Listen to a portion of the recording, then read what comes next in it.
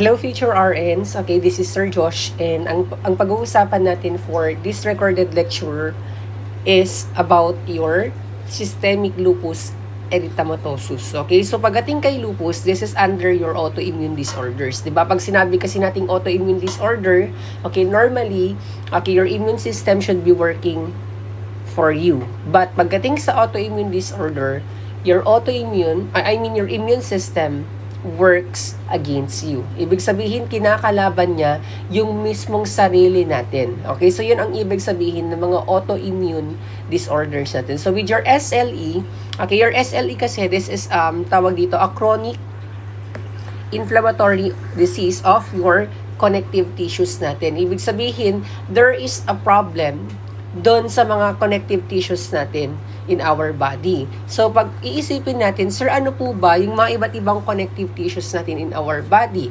Okay, number one, pagdating sa ating brain, of course, doon sa ating brain kasi, doon sa mga lobes natin, meron tayong mga hati-hati doon or yung mga tinatawag natin na fissures. And your fissures, they are made out of your connective tissues. Okay, so let natin, we have your number one here, your brain, for example. Okay, so dun sa brain natin, sabi natin kanina, subdivided yan into different lobes wherein, dun sa mga lobes natin, dun sa mga hati-hati, meron tayong mga tinatawag na mga fissures. Wherein this fissure, okay, fissures, they are considered, okay, or they are made out of connective tissues. Okay, how about with your musculoskeletal natin? Okay, so with your musculoskeletal natin, di ba, nandyan po yung mga tinatawag natin na, number one, we have your ligaments, and even with your tendons natin. Okay? Yung tendons and ligaments natin, they are also made out of connective tissues. Next, you have your lungs. Okay? In your lungs natin, okay, di ba meron tayong tinatawag dyan na mga lobes as well. And then sa mga lobes natin, okay, remember that your lung, it is protected by your pleura natin. Okay? Wherein this pleura, that is also created or made out of connective tissue. And then next sa heart natin, okay, doon sa loob kasi ng heart natin, wala po tayong connective tissues dyan. But, doon sa mismong, tawag dito, doon sa mismong structure that surrounds your heart, anong tawag natin doon? That is your pericardium. Your pericardium, that is also made out of connective tissue. Okay, and then last, we have your kidneys natin. So, ito po yung mga iba't ibang connective tissue natin in our body that are being affected by your autoimmune disease or disorder, which is your SLE.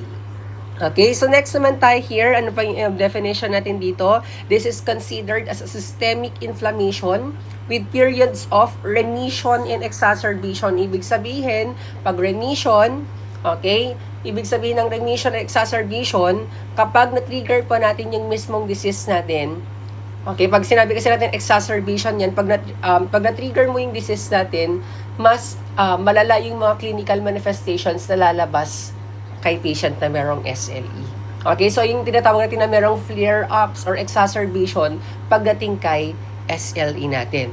But remember nurses, pagdating kay SLE kasi, if pagtatalakayin natin yung mismong disease process natin or the pathogenesis of your SLE, the usual cause of your SLE, pag autoimmune, mga sakit na autoimmune, unknown po talaga yung mismong etiology or yung mismong cause ng mga autoimmune disorder. Okay, but pagdating sa ating pathophysiology, okay, we have a lot of risk factors that could lead, okay, to the development of your, or that could predispose you to develop your tinatawag natin na SLE natin. Okay, so number one here, meron tayong tinatawag na, okay, what is our number one risk factor? We have your genetics. Okay, magaling sa ating genetics nurses, okay, tandaan lang natin that if a person has a HLA genes, mas mataas po yung chance niya na magkaroon ng SLE. So, ano pong ibig sabihin ng HLA natin? Your HLA, that stands for your human leukocyte antigens. Okay, that stands for your human leukocyte antigens natin. So, yan pong ibig sabihin ng ating HLA natin. How about with your immunologic and your hormonal? Pagdating kasi sa ating SLE, mapapansin natin there is a higher incidence, okay, pagdating sa mga kababaihan compared sa mga kalalakihan to develop your SLE. Why is it so? It's because of the presence of your hormone na tinatawag natin na estrogen. Diba? Your estrogen kasi mas predominantly, mas maano yan sa mga kababaihan. That's why, tong estrogen natin, on the latter part of your disease process, pwede siyang mag-cause ng disturbances dun sa ating immune system. That's why yung estrogen natin, okay, pagdating sa mga kababaihan, mas mataas na magkaroon ng risk or mas mataas yung incidence ng mga kababaihan or women to have your SLE natin. And then next here, we have your environmental. Okay, pagdating sa mga environmental risk factors natin, if you have been exposed to UV lights from time to time, yan, yung mga yan, ano pa. We also have your infections, particularly mga viruses natin. What else? We also have yung mga medications natin, okay, mga medications natin. What particular medications ang pwedeng mag-cause ng ating SLE? Of course, number 1, we have your hydralazine. Aside from your hydralazine, meron din tayong tinatawag na procainamide. Okay, ito mga cardiovascular drug natin na procainamide. What else? We also have your minocycline natin. Okay, so this medication, they are being understudied. Okay, that tawag dito, pag ikaw ay nag-take from time to time ng mga ganitong gamot, mas mataas yung chance mo magka-develop ng SLE. What else, sir? Pwede rin due to your emotional stress. Okay? Kaya usually, pag ikaw wala kang maayos na coping mechanism or relaxation techniques, okay, you tend to suppress lahat ng emotions mo, mas mataas ang chance mo magkaroon ng SLE. Okay, what else? Of course, pagdating sa mga physiologic stress natin or yung mga stress in our body, okay, particularly sa mga kababaihan, okay, not only with females but also with men, kasi pagdating sa ating mga physiological stress natin, okay, if you undergo, for example, surgery, okay, or during your productive years, like for example, during pregnancy, di ba?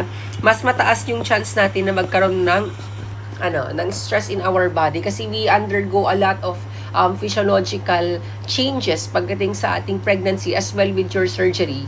Okay, there will be alterations. That's why, ikaw, pag palaging na-stress yung katawan natin, may it be emotionally or physically, mas mataas yung chance mo to develop your SLE. Okay, so next naman tayo here dun sa ating start ng ating disease process. With all of this combination, okay, of these risk factors, there will be time, okay, na magkakaroon tayo ng immunoregulatory disturbances or nagkakaroon tayo ng abnormal response of our immune system.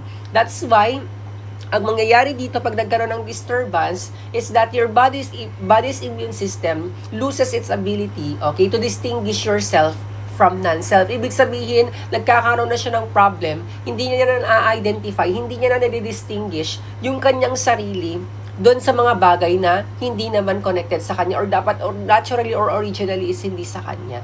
Okay, yun ang problem natin pagdating kay SLE. It's because pag yun ang nangyari, pag nagkaroon ng disturbances or alteration, nagkakaroon po ng tinatawag na auto-antibody production. Ano tong auto-antibody production na to? Particularly, meron tayong tinatawag na ANA.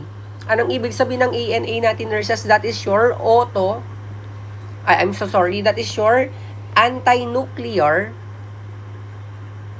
antibody. Okay, your anti-nuclear antibody natin.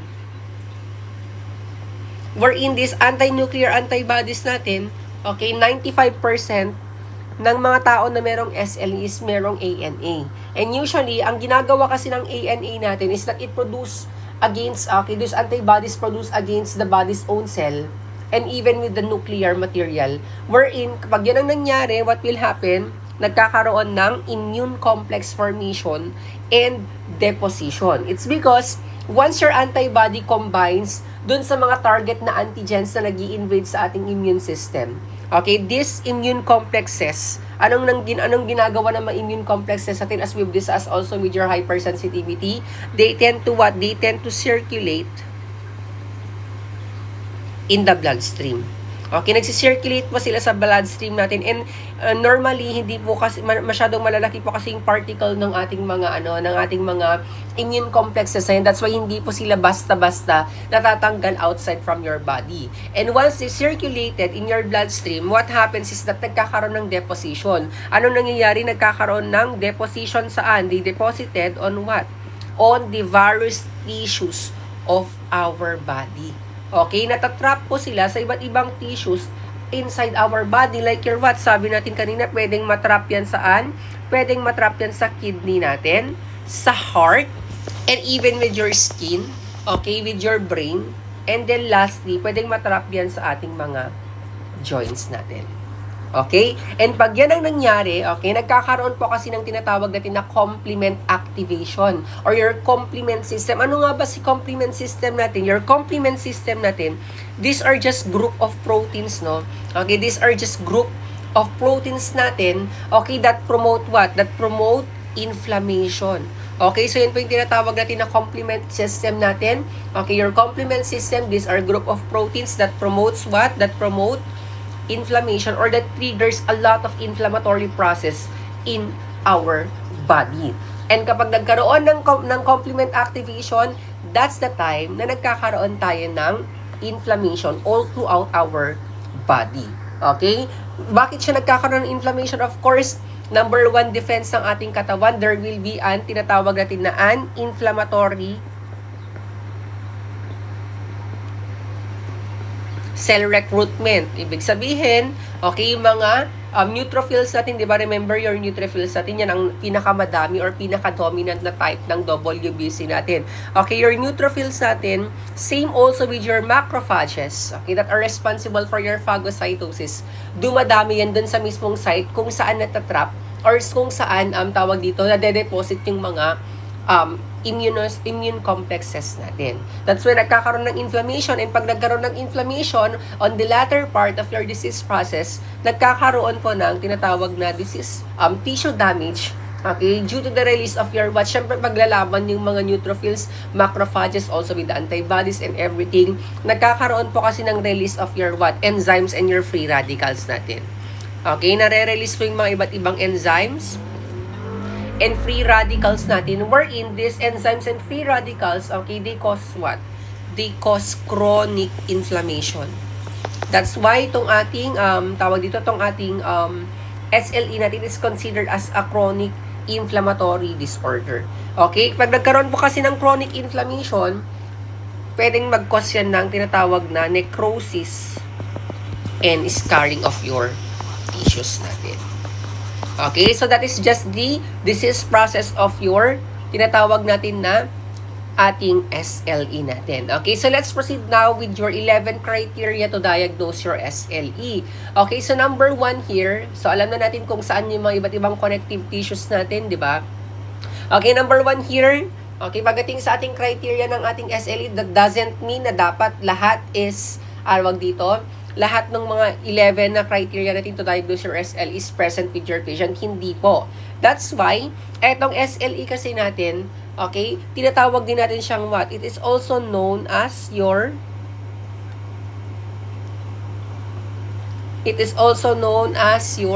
great imitator disease. Okay, the great imitator disease. Why do we say so, sir? It's because yung SLE natin, pwede kasi siyang mag-overlap with other type of diseases. Kasi pagdating sa mga clinical manifestation, pwede mo din kasing makitaan itong mga sign and symptoms natin ng SLE sa ibang sakit. Okay, di ba sabi natin kanina, itong SLE natin, it is considered an acute and even a chronic inflammation of your various tissues of your body.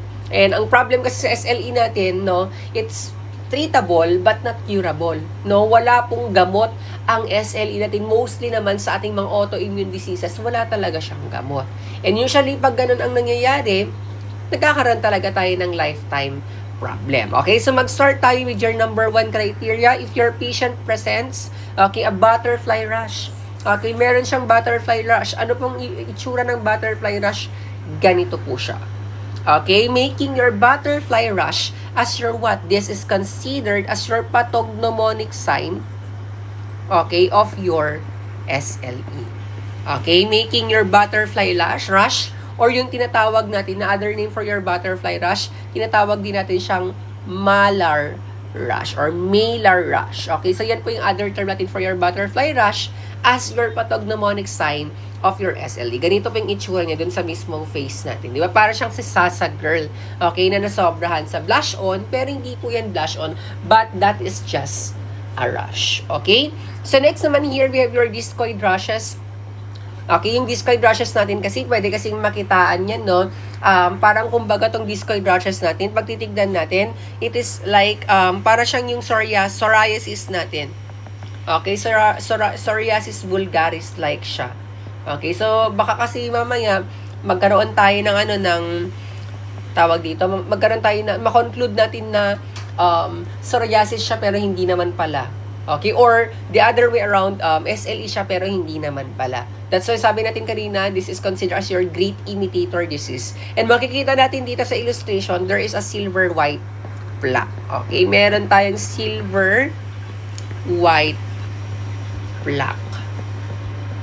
Okay, so that is your discoid rushes. So pagdating kasi sa ating SLE, dapat magaling talaga yung doctor na mag-diagnose dito para hindi tayo magkaroon ng problem later on and para mas ma-manage natin siya ng mas maayos. Okay?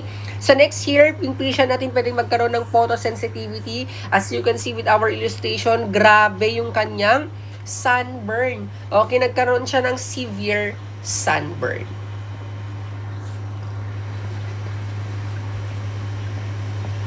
Okay, next naman tayo here, we have your mucous membrane ulcers. Pagdating kay SLE, usually talaga yung mga pasyente natin, meron silang mucous membrane ulceration, tad sila ng singaw. Okay, that's why yung mga pasyente natin na may SLE, pwede sila magkaroon ng anorexia. Nawawalan po sila ng gana because of this singaw or mga ulceration sa kanilang bunganga.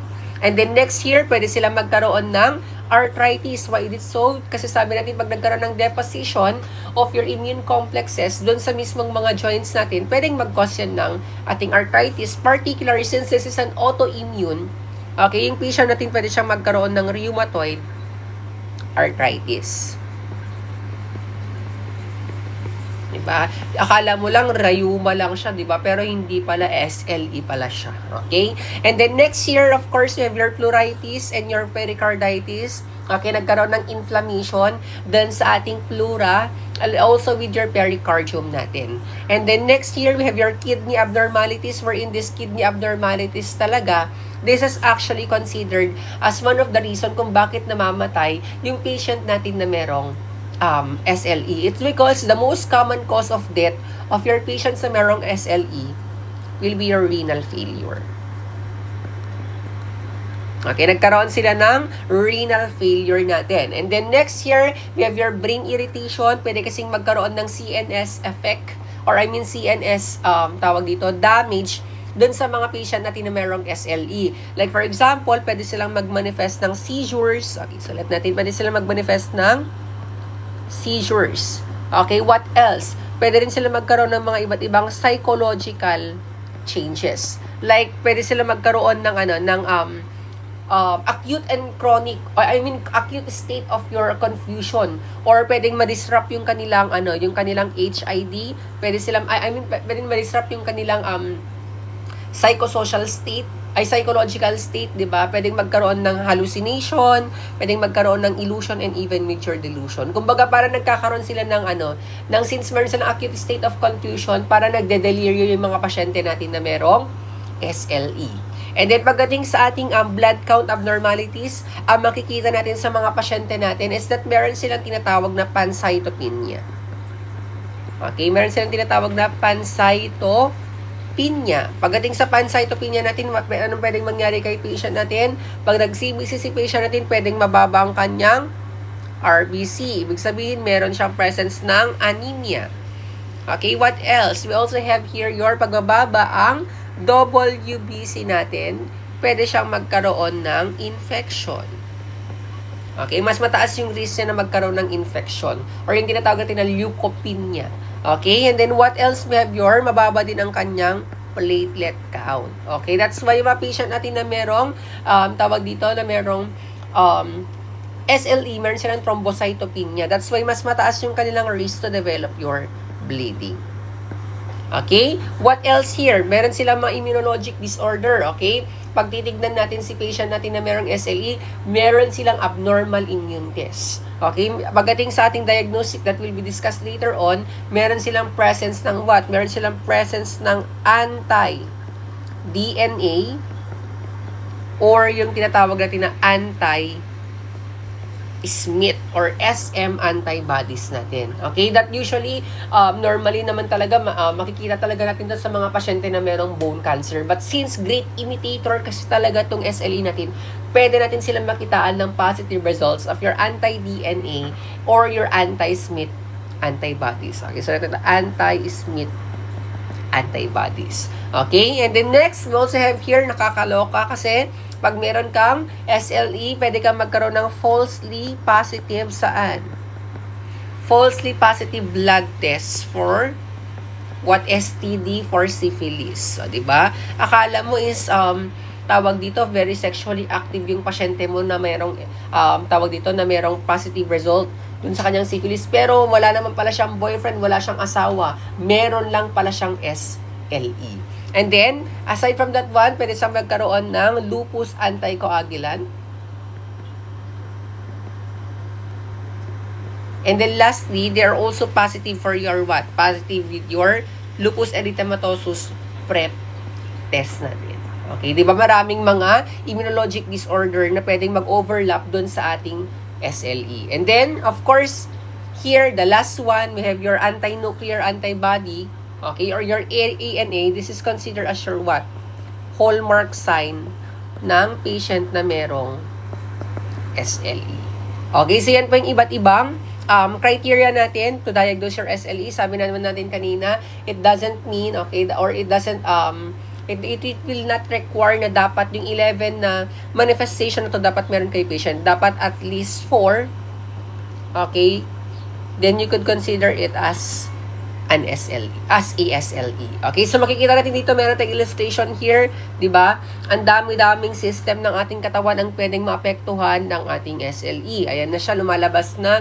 Pagdating dito, meron tayong cardiopulmonary involvement kasi meron siyang pleuritis, pneumonitis, pericarditis, myocarditis, and pagdating sa kanyang blood, meron siyang anemia, neutropenia, and thrombocytopenia, making your patient na merong SLE to predispose with a lot of hematological disorder. Okay? Like for example, all complications, like for example, mas mataas yung chance na magkaroon ng bleeding, mas mataas yung chance na magkaroon ng anemia and even with your infection. And then here, we have your pathognomonic sign, your butterfly rash or your malar or malar rash.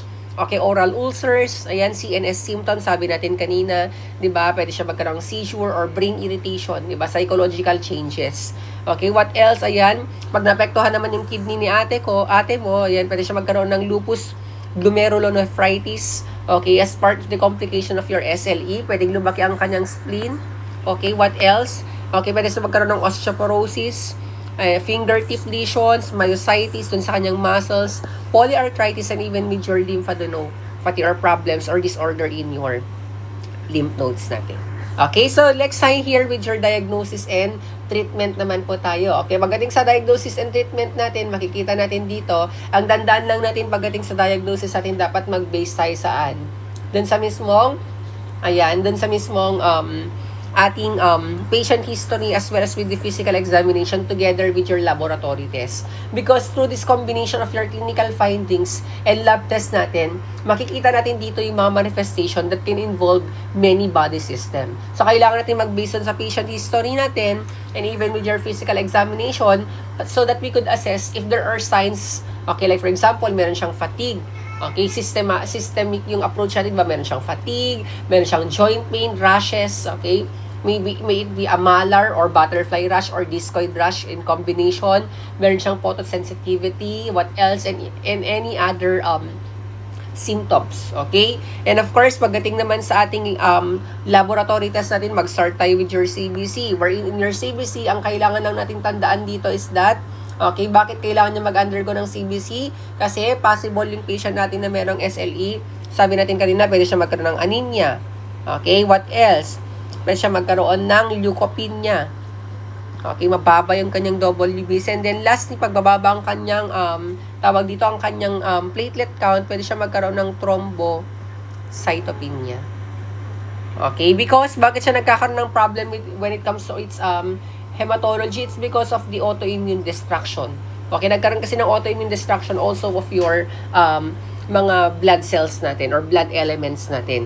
And then next here we have your ESR, di ba? Anong ibig sabihin ng ESR natin? That is your erythrocyte sedimentation rate. And makikita natin sa pasyente na merong SLE, sorry po. Okay, merong SLE is that meron siyang mataas na ESR. And pag mataas ang ESR mo, that indicates what? Systemic inflammation. Meron kang systemic inflammation. Okay? Sana all may pamamaga. Diba? Ikaw na ba ang ESR ko? Charot lang. Dahil ikaw magpapamaga sa akin, wrong yon, mali. Okay? Next here, we have your ANA. Diba? Sabi natin, pag si patient merong SLE, meron siyang positive result for your tawag dito, anti-nuclear autoimmune, anti-nuclear antibodies, I should say. Wherein, sabi natin kanina, 90% sa mga pasyente or 95% sa mga pasyente na mayroong SLE, positive sila with your ANA. It's because there is an auto-antibody formation. Kaya nagkakaroon silang ANA. Positive result in your ANA. And then next here, we have your anti-DNA and your anti-Smith antibodies. Okay, these are considered as your mga specific markers natin, okay, for your SLE. But pag sinabi nating hallmark pa rin, ANA pa rin ang isasagot natin. Okay? And then next here we have your lupus erythematosus cell test. Okay? That could detect if meron kang presence ng ating mga lupus erythematosus cells. Okay? This is considered as classic siya. Okay? To determine or a way, classic way to determine if meron kang SLE, but it is less used. Okay? Hindi siya masyadong ginagamit. Okay, and then next here, we have your ECG and chest x-ray. Kasi sabi natin kanina, baka possibly, meron siyang cardiopulmonary involvement. Okay, magkaroon siya ng cardiopulmonary involvement kasi baka mamaya meron siyang pericarditis and meron siyang pleuritis. Okay, and then of course, next here, we have your kidney function test. Okay, check natin yung kanyang BUN and your creatinine. Okay, dapat pag in the presence of your kidney problem, dapat dalawa, both of this BUN and CREA is dapat mataas. Okay? Hindi dapat pwedeng mababa yung isa. And then, of course, aside from that one, okay, we have your urinalysis as well. Okay? Wherein in your urinalysis, we're going to check if there's a presence of your protein. Okay? Meron siyang proteinuria yung client natin. Okay? What else? Meron siyang presence of blood dun sa urine or yung tinatawag natin na hematuria. Itong sasagot niya dapat sa exam kasi meron yan. Okay? Wherein, pag si patient nagkaroon ng proteinuria or hematuria, that indicates what? Possible nagkaroon ng glomerular injury. Why? Bakit siya nagkaroon ng glomerular injury? It's because of the inflammation due to your deposition of your immune complexes dun sa ating kidneys. Okay? So, next naman tayo here with your medical management. Since si patient natin talagang makakaramdam yan ng mga pain. Okay, that's why we recommend doctor yan. Okay, joke lang. Okay, that's why ang medical management natin for patient na merong NSAID will be your NSAIDs or your non-steroidal anti-inflammatory drugs natin to relieve what? To relieve your mild pain.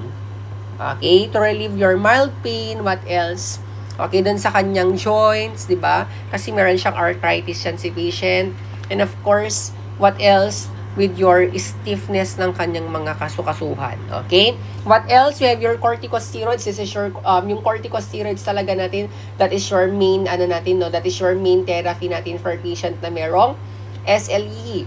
Why do we say so? It's because, pag sinabi natin corticosteroids yan, it suppresses your what? It suppresses your inflammation. Okay? It suppresses inflammation. What else?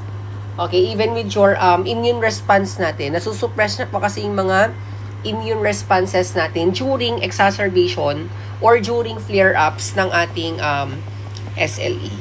Okay, and tandaan natin, pag sinabi natin steroids yan, okay, it is used for what? Short term. And kapag ginagamit naman po yan, for maintenance, dapat mag-start lang tayo with low dose. Okay, dapat hindi masyadong mataas kasi syempre pag sinuppress mo ang ating immune system, what will happen? Babagsak ang immune system mo, mas mataas ang chance mo magkaroon ng mga infection. Okay, so that's why low dose lang pag gagamitin natin to for maintenance. Hindi ka pwedeng mag-start ng mataas. And remember, pagdating sa steroid natin, di ba, sa pharma natin before, is that dapat hindi siya abruptly na tinitigil. Okay, dapat tinitaper po natin yung doses natin para hindi ka magkaroon ng, kumbaga, rebound na ganun na effect ng ating steroid. Okay? So, next naman here, we have your immunosuppressants. Okay? Bakit kailangan natin ng mga immunosuppressants natin? Like, for example, yung mga iba't ibang mga chemotherapeutic agents natin. That is to control what? That is to control your and control severe organ-threatening diseases. Okay? Control severe or organ-threatening disease. Okay? By your what? By your, by reducing yung mismong immunity natin from, para hindi siya magkaroon ng any other immune responses. Okay? And the next here, ayan, pwede tayong magbigay ng anti-malarials, particularly your what? Anong gamot yun? May tinatawag na hydroxychloroquine. Okay? Hydroxychloroquine. Wherein this hydroxychloroquine talaga, nurses, is that, ano bang ginagawa ng gamot na to? It help to manage, okay? It help to manage skin and joint symptoms natin. Okay, para ma-manage natin yung mismong skin and joint symptoms natin. Okay? And aside from that one, we also have here your cardiotonics and antihypertensive. Why? It's because kailangan natin to just in case nagkaroon na ng involvement doon sa ating kidneys. Okay? And even with your heart. Okay? Once that they are being affected kasi it can alter your, yung cardiovascular status natin. Pwede siya magkaroon ng hypertension because nasira ang kanyang kidney and their heart as well. Okay, so next naman tayo here with your nursing interventions natin, okay? Of course, number 1 here is that, we have to monitor your vital signs. Why? Okay, of course, kailangan nating i-monitor yung vital signs ng patient natin. That is to, para ma-detect natin regularly if there are presence of inflammation. Okay, for example, meron siyang fever or any signs of your organ involvement. And remember, our nursing care pagdating sa mga patient na merong SLE, dapat nakafocus lang tayo dun sa monitoring talaga. Okay, so natin dapat nakafocus tayo saan sa ating interventions, nakafocus tayo sa monitoring. What else? Prevention of your complications as well. And then, of course, lastly, we have your patient education natin to support your self-management natin. Okay? So, sabi natin number 1 here, we have to monitor for your vital signs. What else? You have to observe also for skin changes. Okay? Wherein, makikita talaga natin dito, lalapag with the presence of your cutaneous manifestation natin so that we could identify if there are presence of your rashes. And then, with that, okay, we will be able to document, okay, yung mga rashes to help distinguish your SLE cutaneous manifestations, okay? And then next here, we have to assess for musculoskeletal symptoms natin. Kasi sabi natin kanina, si patient na merong SLE, pwede siyang magkaroon ng arthritis, magkaroon siya ng joint swelling, or even pain dun sa kanyang kasukasuan. Okay, and then next here, we have to monitor for your cardiopulmonary status. Kasi sabi natin kanina, pag si patient nagmanifest yan ng, nagkaroon siya ng SOB, okay, what else? Nagkaroon siya ng chest pain, okay, possible, okay, meron siyang involvement ng ating cardiopulmonary system natin. Like, for example, meron siyang pericarditis or pleuritis. And then next year, we have your assess for neurological status. Kasi sabi natin kanina, pwedeng magkaroon ng brain irritation that could cause seizure or even alteration in your psychological status or mentation. Okay, you have to note for what? Possible headache. Ano pa? Possible vision changes. Tignan dapat natin lahat yan. Okay, what else? Or even with your seizure natin. Okay, or like that, baka possible mag-deliryo yung pasyente natin. And then next here, you have to evaluate for your peripheral neuropathy. Kasi sabi natin kanina, baka pag nagkaroon ng deposition, pwedeng ma-occlude, okay, yung mga natin due to that immune complexes na pwedeng matrap dun sa ating body tissues that could cause peripheral neuropathy. Like for example, ano ba yung mga manifestation ng peripheral neuropathy natin? Pwede siya magkaroon ng numbness or tingling sensation sa mga paa at hands ng patient natin. Okay, and then next here, you have to check for anemia. Okay, By how? We have to observe for what? If the patient meron siyang skin pallor, pale yung pasyente natin, okay? Meron siyang fatigue, palagi siyang nanghihina. Of course, dahil kulang nga ng oxygen. And of course, by simply checking their conjunctival color. Okay, and then next here, we have your, monitoring for occult bleeding in your urine and stool natin. Why? It's because, tawag na dito, baka mamaya nagkaroon siya ng kidney or even with your GI involvement, okay, possible, that is considered as what? Adverse effect kasi yan ng ating what? Ng ating corticosteroids and your NSAIDs natin. And NSAIDs. Okay, and then next here, we have to encourage your patient to rest, to have a rest and activity balance. Kasi sabi natin kanina, we have to promote your rest periods, no, to prevent your fatigue. And of course, ang pinaka-importante talaga is that we have to encourage what? Encourage independence. Okay, dapat nagiging SR yung pasyente or self-reliant. Okay, independence in performing their ADL. And of course, pag nakakapag-perform sila ng ADL nila independently, that will enhance your self-esteem ng pasyente natin. Kasi sabi natin hindi lang naman physiological ang focus natin dito, same also with your psychological aspect. Okay, kasi pag distress yung katawan natin and even with your utak natin, okay, that could that could lead to flare-ups or exacerbation ng ating mga symptoms ng SLE. Okay? And then next here, you have to support emotional well-being. Okay? Wherein, ang number 1 dito, na kailangan natin nandaan is that every time na may problem yung pasyente natin regarding with their condition is that we have to support them emotionally as well. Why? By how? By allowing them, okay, to express their feelings about the chronic nature of your SLE as well as with the body images. Okay? Na pwede nilang ranasan. Kasi that could actually disturb their thought process. Okay, that could even disturb their perception about themselves. Okay, ano pa? Of course, pagdating sa health teachings natin, kailangan talaga dito yung number 1, family planning. Bakit? Para ma-determine natin, for example, kayong mag-jowa, nag-positive kayo for ANA, for example, or any of the criteria to diagnose your SLE. So, kailangan talaga natin dito ng family planning as well as with your genetic counseling. Okay, para mas maunawaan natin yung mismong nature ng ating SLE. Okay, bakit kailangan natin ng dalawang to? Okay, that is for your reproductive age. Okay, lalo pag nasa productive era or years ang mga kababaihan, okay, na pwede sila magkaroon ng SLE as well. Okay, what else? Dun sa medication natin, dapat kailangan natin ini-impose yung tawag dito, yung adherence nila and even recognition of their side effects ng mga gamot na tinitake nila. Okay, what else? With your sun protection. Kasi si patient natin pwedeng magkaroon yan ng photosensitivity. Okay, it's important that we have to advise our patient from time to time, okay, that they have to avoid prolonged sun exposure. Okay, what else?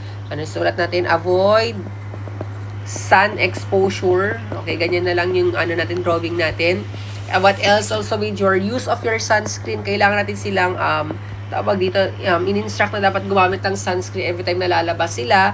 And aside from that one, they have to wear what? They have to wear protective clothing outdoors. Okay? Pag lalabas sila.